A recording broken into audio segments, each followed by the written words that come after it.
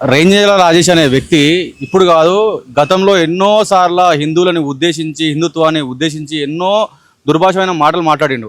అయినా సరే వాని పాపాన వాడే పోతాం అనుకున్నాం. కాకపోతే ఈరోజు కరీంనగర్లో ఒక చిన్న సంఘటన జరిగింది. దాని అందరం బాధపడ్డాం. కులాల నియంత్రణ జరగాలని కోరుకునే మొదటి వ్యక్తులు మేమే. మీరు కులాల నియంత్రణ జరగనిరు, దానికి సపోర్ట్ చేయరు, కానీ ఇప్పటికీ కులం అడ్డం పెట్టిరు. భావప్రకటన స్వేచ్ఛ అని చెప్పేసి బాబాసాహెబ్ అంబేద్కర్ గారు అందరికీ కల్పించిండు. ఆ స్వేచ్ఛని మంచి కోసం ఉపయోగించాలి, కానీ ఇట్లా చెడు కోసం ఉపయోగించి ఒక సమాజం మీద దుర్భాషలాడడం కరెక్ట్ కాదు. ఈరోజు బీజేపీ, ఆర్ఎస్ఎస్ ఈ దేశాన్ని హిందుత్వంగా మార్చమన్న లంజా కొడుకులారా అని మాట్లాడిందంటే యావత్ హిందువులందరినీ లంజా కొడుకులారా అంటే లెక్కది. అది తప్పు. ఆ మాట వెనక్కి తీసుకోవాలి. వెనక్కి తీసుకోవడం మాత్రం మర్యాద ఉండదు. బీజేపీ కావచ్చు, ఆర్ఎస్ఎస్ కావచ్చు, హిందుత్వంతో పనిచేసే ఏ వ్యవస్థ కావచ్చు, ఏనాడు అడిగినా మేము భారతదేశాన్ని హిందూ దేశం చేస్తాము అని చెప్పేసి ఎప్పుడు మాట్లాడలేదు. ఈ దేశాన్ని హిందూ దేశంగా మార్చాలనుకుంటున్న లంజా కొడుకులకు చెప్తా ఉన్నాను. మొన్న జరిగింది, వివక్ష జరిగింది.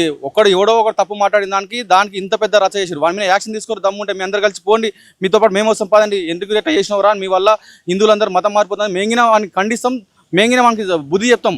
అది చేత కాకుండా ఇండలో కూర్చొని ఇలా మొత్తం ఒక సమాజాన్ని మొత్తం వ్యతిరేకించినట్టు మీరు ప్యాకేజీ డబ్బులు తీసుకొని అంబేద్కర్ గారిని అడ్డం పెట్టి ఆయన మీద గౌరవం పోయేట విధంగా చేస్తే మాత్రం అంబేద్కర్కి అందరం వారసులమే. ఈ దేశంలో ఉన్న ప్రతి ఒక్క పౌరుడు అంబేద్కర్ గారి వారసులే. నాట్ ఓన్లీ ఎస్సీ, అందరూ ఆయన వారసులే. మళ్ళీ మీ అందరికి గుర్తు చేసిందంటే, మీకు నచ్చక మీరు మతం మారిపోయారు. మతం మారిపోయిన తర్వాత మీరు క్రిస్టియన్లో పొందుతున్నారు, క్రిస్టియన్ వ్యవహారాన్ని చేస్తున్నారు. కానీ మళ్ళీ మీరు క్రిస్టియన్ సర్టిఫికేట్ తీసుకునే దమ్ము లేదు. మళ్ళీ మీరు దళిత సర్టిఫికేట్ అడ్డం పెట్టుకొని ఇట్లా ఉద్దేశపరంగా ఎవరినో ప్యాకేజీలు తీసుకొని ఇట్లా హిందువుల మీద చేసే మాత్రం అది ఏమాత్రం మర్యాద కాదు. దీన్ని యావత్ హిందూ సమాజం మొత్తం వాడి మీద యాక్షన్ తీసుకునే విధంగా చూడండి. మా వంతుగా మా మనోభావాలు దెబ్బతిన్నాయి. నిరంతరం హిందుత్వం కోసం పోరాడతాం కాబట్టి, ఇలా జరిగిన దాకా మేము బాధపడ్డాం కాబట్టి మా బాధ్యతగా వచ్చి మేము బంజారాజ్ పోలీస్ స్టేషన్లో వాడి మీద కంప్లైంట్ చేస్తాం. మీ అందరికీ మీకు ఎక్కడెక్కడ మీ సరౌండింగ్లో ఉన్న ప్లేస్ అన్ని కేసులు పెట్టండి. వాడి మీద వాడు ఎక్కడ లేకుండా 24 గంటలు పోలీస్ స్టేషన్ తిరిగితే వానికి అనుగుతుంది, ఇంకోసారి మాట్లాడకుండా ఉంటుంది. వాని మీద ఎవరు ఎలా రిసీవ్ చేసుకుంటారు అనేది వాళ్ళ వ్యక్తిగతం, అది మనకు సంబంధం లేని విషయం. కానీ మా విషయం మాత్రం మాకు ఎంతవరకు అయిందో అంతవరకు అయింది. ఇంకా వాడు నూరాలు తీసుకోకపోతే ఇంకెంత దూరం పోవాలో అంత దూరం మెంగి నేర్చుకోతాం. చట్టాన్ని గౌరవించడం తెలుసు. చట్టం తన పని తను చేయకపోతే మా పని మేమేం చేయాలో మాకు అదిగే తెలుసు. మళ్ళీ చెప్తున్నాము, వాడొక్కడే కాదు, కుక్కలు ఎవడో చాలా మంది అయ్యారు. పేర్లు ఎందుకులే, ఈ బాడహోవాలని పేర్లు చేయడానికి, ఫేమస్ చేయడానికి మేము వాళ్ళ పేర్లు చెప్పాల్సిన. ఒకప్పుడు మేము చిన్న ఉన్నప్పుడు నక్సలైట్లు అడవిలో ఉండేవాళ్ళు అన్నారు. ఇప్పుడు ఆ నక్సలిజం ముసుకేసుకొని అంబేద్కర్ పేరు చెప్పుకొని రోడ్డు మీదకి వచ్చి అంబేద్కర్ గారిని బదలాం చేస్తున్నారు. అది పద్ధతి కాదు, ఏమాత్రం పద్ధతి కాదు. అంబేద్కర్ గారు ఆయన 34 డిగ్రీలు చదివినరా వెదవలారా, మా దేశం కోసం మన బడుగు బలహీన వర్గాలు అణచివేయ పడకూడదు అని చెప్పేసి ఆయన తెలుసుకోండి.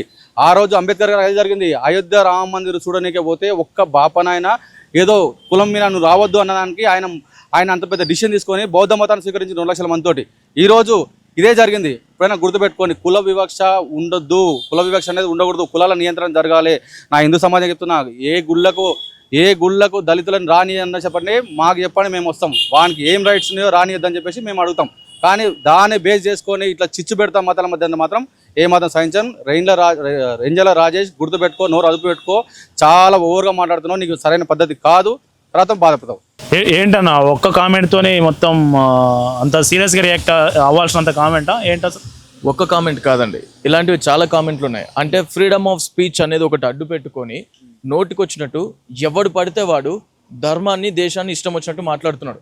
ఫ్రీడమ్ ఆఫ్ స్పీచ్ ఏదైనా ఒక సమస్య గురించి నోరెత్తి గలం ఎత్తి దాన్ని పరిష్కరించుకోవడానికి వాడుకోవాలి, అంతే తప్ప ఒకడొచ్చి సనాతన ధర్మాన్ని సన్నాసుల ధర్మం అని లేకపోతే లకారాలు వాడి ఇది సరికాదు. మేము కూడా ఓపిక పడుతున్నాం, హిందువులుగా మేము కూడా ధర్మరక్షణ కోసం పాటుపడుతున్నాం, చేస్తున్నాం. అయితే ఆల్రెడీ అన్య మతస్థుల నుంచి చాలా వ్యతిరేకతతో చాలా లోపల చాలా కుట్రలు జరుగుతున్నాయి మా మీద. అలా కాకుండా ఇప్పుడు హిందువులు మళ్ళీ శత్రువులు అన్నట్టుగా వీళ్ళు వచ్చి కులాలు ఏవైతే లేనటువంటి కులాలని, వక్రీకరించబడినటువంటి కులాలని ముందుకు పెట్టి కుల వివక్షను ముందుకు తీసుకొచ్చి మా మధ్య మళ్ళీ గజ్జి లేపి, ఎలాగైతే ఒక 100 కుక్కలు ఉంటే వాటి మధ్య ఒక గజ్జి కుక్క ఉంటుందో అలా ఈ గజ్జి కుక్కలు ముందుకొచ్చి హిందువులందరినీ ఈ కులం పేరుతో పాడు చేయాలని చూస్తున్నారు. హిందువులందరికీ నేను ఒక్కటే చెప్తున్నాను, వీళ్ళు ఏ కులం అది ఇది అని ఒకటి గుర్తుపెట్టుకోండి. గడప లోపలే కులం, గడప బయట మనం అందరం హిందూ బంధువులం. అదొకటి గుర్తుపెట్టుకోండి. ఇలాంటి వాళ్ళు చాలా మంది వస్తారు, వాళ్ళు విడదీయాలని ట్రై చేస్తుంటారు, కానీ విడిపోవద్దు. ఇంటిలో నుంచి బయటకు వచ్చారంటే మనందరం హిందువులం అని జై శ్రీరామ్ అనుకుంటూ పలకరించండి, అందరినీ హిందూ బంధువులు అనుకుంటూ కలుపుకుంటూ పోండి.